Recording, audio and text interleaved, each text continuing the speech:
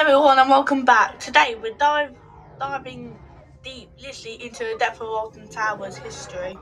We're talking about the ride that promised thrills, chills, and a terrifying encounter with the phalanx, but instead it delivered, well, let's just say, a lot of headaches. We're talking about Nemesis sub-terra. Nemesis sub-terra opened in 2012 riding on the legendary Nemesis roller coaster. It was supposed to be a companion attraction, delving into the lore of the alien creature trapped beneath the park. The ride was simple. You were a visitor for the phalanx, sent underground to look at a egg. Things particularly went wrong. Now, the idea of itself wasn't bad. A dark ride, a drop tower, and a narrative tie into one of the park's most beloved attractions. Sounds like a recipe for success, right? Well, not quite. The problem started early. The ride suffered from frequent breakdowns.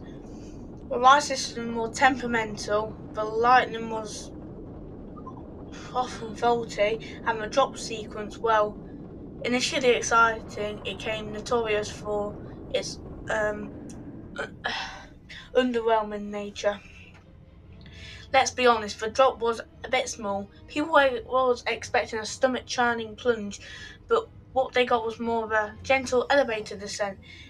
It didn't just live up to the hype.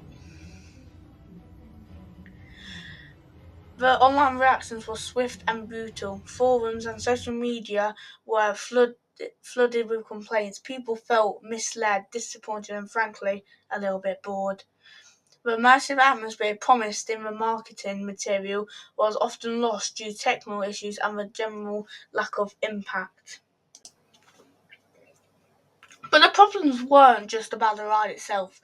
The narrative, while intruding on paper, felt disjointed and confusing in the practice.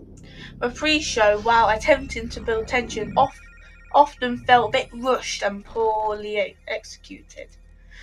In short, Nemesis sub-terra suffered from a classic caseover promising a under-delivering. It had all the potential to be the most thrilling and immersive experience, but a combination of technical issues, underwhelming execution, and the lack of its consistent maintenance ultimately led to its downfall. In 2015, just 3 years after the grand opening, Alton Towers announced the ride's closure. It was a swift and decisive end to the troubled attraction. While the space has since been left repurposed for other events and attractions, the ghost of Nemesis sub-terra still lingers.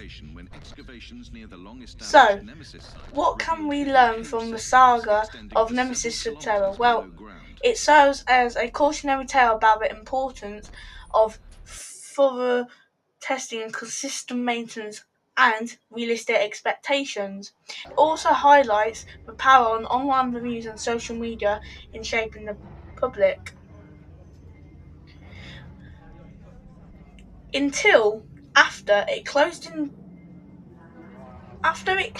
in 2015, it reopened for the 2024. I'm not going to get into that. While Nemesis itself continues to thrill and terrify, Nemesis sub-terra remains a footnote, a reminder that even the most promising ideas can fall flat when execution fails. What are your thoughts on Nemesis sub-terra? Let me know in the comments below, and don't forget to like and subscribe for more deep dives into the history of theme park attractions.